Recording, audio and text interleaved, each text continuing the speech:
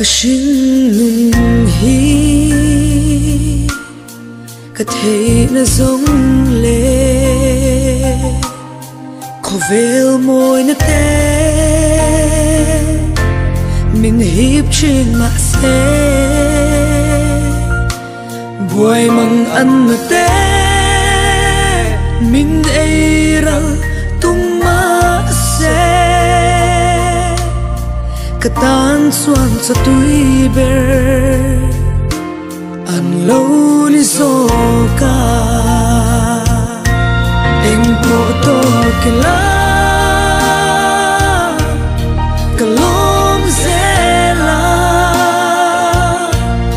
ka chan dam na kul pui ang hinay lo ve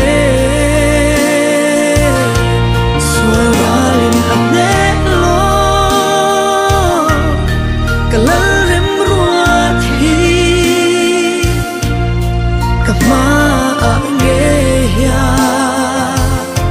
khodur theng ma se apena amal som na om ti min shil kha mana thuru sange turi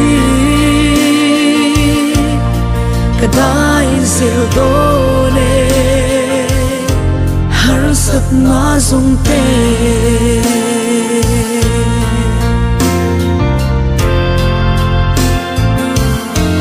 swara lian te an lo pung zela min lak bo sakro ti in ka ngel fo luang so pai lo vi lo khu po amit lo ka chia na tu re nga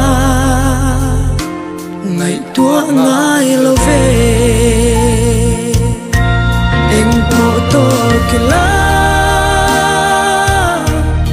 kalom zela ka chan dam na kul pui ang hinay lo ve swalin ang nelo kalalem ruat hi kama angeya khodur theng ma se apena amal som na om ti min shil kha mana thuru sange turi kadai zil dole har sat na zong te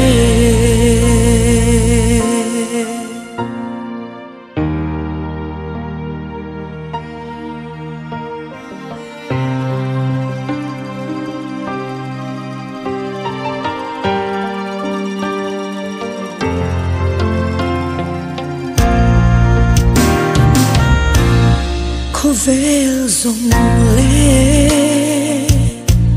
kay manung nghe hi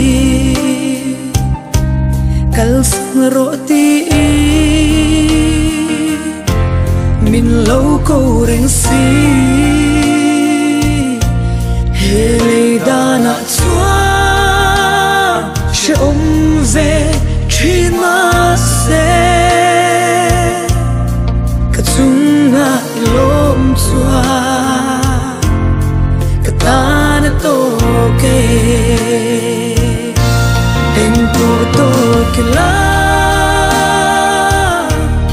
kalom zela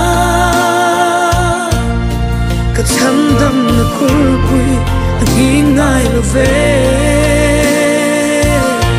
swalin ang nelo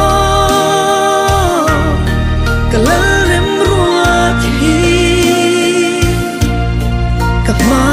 angeya khodur theng